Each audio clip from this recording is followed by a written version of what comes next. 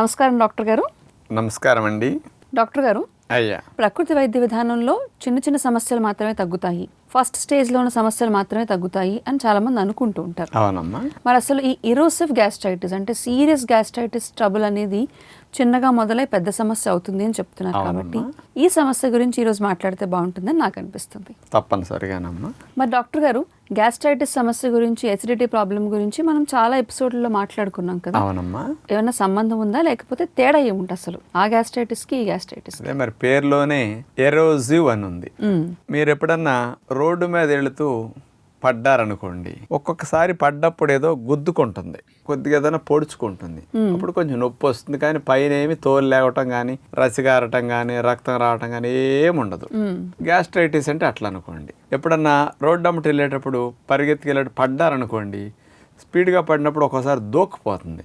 దోక్కుపోయినప్పుడు చూడండి, అక్కడ స్కిన్ అంతా పైన పెచ్చు అంతా లేచిపోతుంది, రసిగారుతుంది, కొంత రక్తం కూడా బయటకు వస్తుంది, పుండులాగా అనిపిస్తుంది కదా పైన.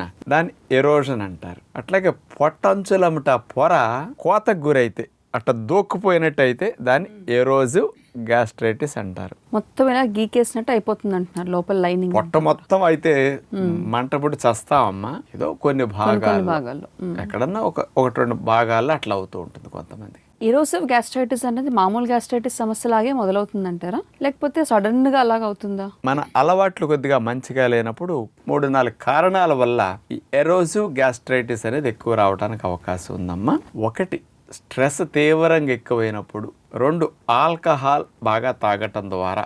3వది, కొన్ని రకాల టాబ్లెట్స్, పెయిన్ కిల్లర్స్ లాంటి కొన్ని ప్రికాషన్స్ తీసుకోకుండా వాడతారు, శ్రద్ధలు వహించకుండా. అలాంటి వాటిలో కొంతమందికి బాగా పొరంతా కూడా అట్లా దోక్కుపోయినట్టు అయిపోతుంది అన్నమాట, మందుల సైడ్ ఎఫెక్ట్ కారణంగా.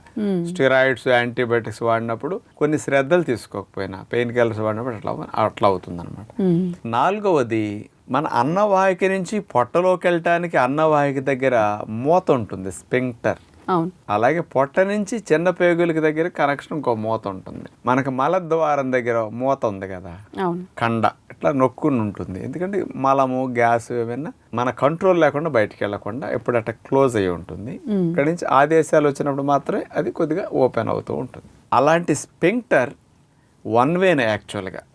పొట్టలో నుంచి పేగుల్లోకి వెళ్ళటానికి ఆ కింద మూత అట్లా ఉండాలి.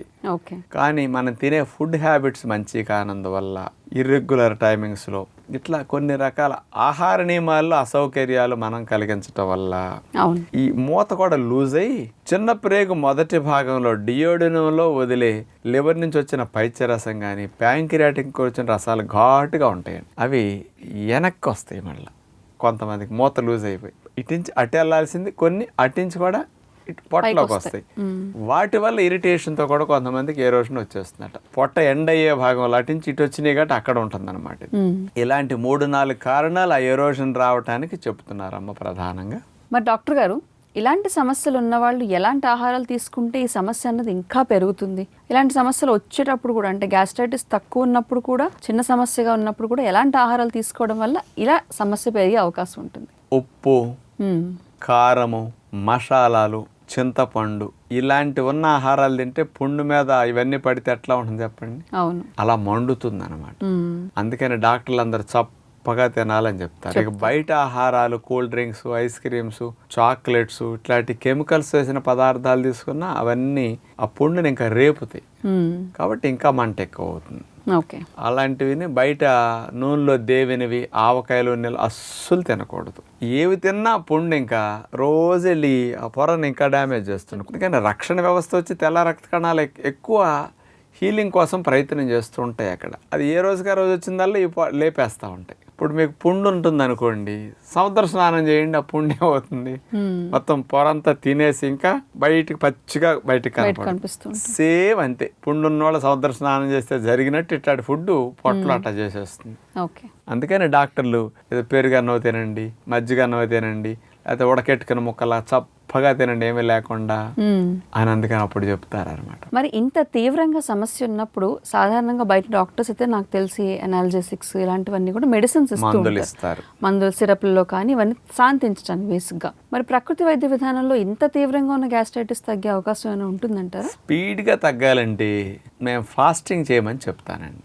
అస్సలు ఫాస్టింగ్ చేయకూడదు ఇంకా మంటలు ఎక్కువ అవుతాయి అని అందరూ అనుకుంటారు. పంచదార కనుక తగిలితే ఆ పుండు తగ్గదు అందరు, ఇమ్యూనిటీ డౌన్ అయిపోతుంది. అసిడిక్ ఫుడ్, ఆమల స్వభావం పంచదార, కానీ తేనె భలే హీల్ అవుతుంది. శుభ్రంగా ఆ భాగాల్లో ఏమి క్రిములు చేరకుండా బాగా కలిగించే బ్యాక్టీరియాలు దాడి చేస్తాయి కదా, వాటన్నిటిని శుద్ధి చేసి హీలింగ్కి నెంబర్ 1 ఔషధం తేనె. అందుకని నిమ్మకాయ లేకుండా గోరువెచ్చని నీళ్ళల్లో తేనె వేసుకుని ప్రతి 2 గంటలకు ఒకసారి తేనె నీళ్ళు తాగుతూ ఉండాలి. తేనెళ్ళకి మధ్యలో ఒక గ్లాసున్నర మంచినీళ్ళు గోరెచ్చగా తాగుతుండాలి. అంటే ఉప్పు కారాలు వెళ్ళవు కదా, పెద్దగా ఈ నీళ్లు ఏమి ఇబ్బంది అనిపించదు. గోరువెచ్చని నీళ్ళు అయితే కొంచెం మంట కూడా ఉండదు అనమాట. తేనె త్రాగుతూ అట్లా ఉంటే డబుల్ స్పీడ్లో హీల్ అవుతాయి. మీరు ఎవరైనా 2-3 రోజులు 4 రోజులు ఉండగలిగితే ఇంట్లో మంచిది. ఇలా తీసుకోవటం అనేది పవర్ఫుల్, మందులు వేసిన దానికంటే ఇంకా స్పీడ్గా హీల్ అవ్వటానికి, పొట్టకి హాయిగా ఉంటుంది అనమాట. తింటమే ట్రబుల్, తినకుండా ఉంటే ఇంకా హాయి. సాధారణంగా అసలు ఫాస్టింగ్ ఉంటే కనుక యాసిడ్ ఉత్పత్తి ఎక్కువ అయిపోయి ఇంకా మంట ఎక్కువ అవుతుంది అని అనుకుంటారు. యాసిడ్ ఉత్పత్తి ఎందుకు అవ్వదు? సత్యనారాయణ రాజు కోసం ఫాస్టింగ్ చేస్తే మీకు యాసిడ్ వస్తుంది. ఆయన ఉండమన్నాడు కాబట్టి, మా ఆయన చెప్పాడు అందుకని నేను సచ్చినట్టు ఉంటున్నాను, మా అమ్మ నాన్న చెప్పారు అందుకని నేను బలవంతంగా ఉంటున్నాను, లేకపోతే నాకు తింటే బాగుండని ఉంది అని పిల్లలు ఊహించుకుంటా. వాళ్ళ ఆయన కోసం వాళ్ళ ఆవిడ అట్లా ఒకరి కోసం చేస్తూ మనసులో తింటే బాగుండు, బాకలేస్తున్నది, వాళ్ళందరూ అది తినేస్తున్నారు, ఇట్లా మీరు ఆలోచన చేశారనుకోండి మీకు యాసిడ్స్ తయారవుతాయి. అంతా మైండ్లో మైండ్లో నేనేమి తిన్ను అని చెప్పాలి పొట్టకి. చక్కగా తేనెకి హీల్ అయిపోతాయి అమ్మ. ఫాస్టింగ్ చేయలేకపోతే పుండంతా అయినప్పుడు దాన్ని హీల్ చేయటానికి బూడిద గుమ్మడికాయ జ్యూస్ బెస్ట్. రోజుకు 2 సార్లు అన్నా బూడిద గుమ్మడికాయ జ్యూస్ తాగటం చాలా మంచిది. అందులో తేనె వేసుకుంటారు, నిమ్మకాయ వేసుకోకుండా తాగాలి. పుండు ఉన్నప్పుడు నిమ్మకాయ పడితే మండుతుంది, ఇప్పుడు మానేయాలి. ఇక దీనితో పాటు 2 గ్లాసులు 3 గ్లాసులన్నా మజ్జిగ తాగటం గుడ్ బ్యాక్టీరియాలు పెంచుతాయి. తోడుకున్నాక 2 గంటలన్నా బయట ఉంటే మంచిది. అలాంటి పెరుగు గుడ్ బ్యాక్టీరియాలు పెరుగుతాయి. 4 గంటలు తోడుకుంటుంది, ఇంకో 2 గంటలు కలిసి ఒక 6 గంటలు తోడుపెట్టిన 6 గంటల తర్వాత ఆ పెరుగుని మజ్జిగ కలుపుకొని కొంచెం 3 సార్లన్నా 3 గ్లాసులు అట్లా రోజు తాగటం మంచిది. ఉదయం సాయంకాలం జ్యూసు మజ్జిగ మీద ఉంటూ మిగతా టైంలో మధ్యాహ్నం పూట ఒక్కసారి మాత్రం కొంచెం చప్పగా ఉడకపెట్టుకున్న, ఇట్లా ఎవరి ఆహారం అయితే కావాలనుకునే వారికి అన్నం పెట్టుకుని అందులోకి ఉడకపెట్టుకున్న ముక్కలు చప్పగా కూర పెట్టుకుని దాన్ని ఏమి కలుపుకోకుండా అట్లా తీసుకోవటం మంచిది అనమాట. ఉప్పు కారాలు ఏమి లేకుండా, తాలింపులు లేకుండా, తప్పనిసరి అయితే ఇంత మేగడ తాలింపు పెట్టుకుని జీలకర్ర పొడి ఇంత తీసుకుంటే సరిపోతుంది, కొద్ది కమ్మట వాసన కోసం అలా వేడి చేసుకుని ఆ కూర అన్నం తినేసి మళ్ళీ కొంచెం పెరుగు వాడుకుంటారు. మిగతా టైంలో ఇట్లా తాగుతుంటే హీలింగ్ బాగా ఉంటుంది అనమాట. తర్వాత మీరు మంచినీళ్ళు రెగ్యులర్గా ఎక్కువ తాగుతూ 4 లీటర్లు 5 లీటర్లు తాగే నీళ్ళు గోరువెచ్చగా తాగుతూ మనం చెప్పిన క్రమ పద్ధతి ప్రకారం ఉదయం మధ్యాహ్నం సాయంకాలం 3 సార్లు తింటే మధ్యలో అసలు తినకపోతే ఇలాంటి తేడాలు ఎప్పుడు అక్కడ రాకుండా ఉంటాయి. టైం ప్రకారం యాసిడ్లు వరకు ఆగిపోతాయి. సాయంకాలం 6ంటికి గేట్ క్లోజ్, మళ్ళీ నెక్స్ట్ డే ఉదయం దాకా గేట్ తెరవకూడదు. రెస్ట్ అంతా హీలింగ్ బ్రహ్మాండంగా సెట్ అయిపోతుంది.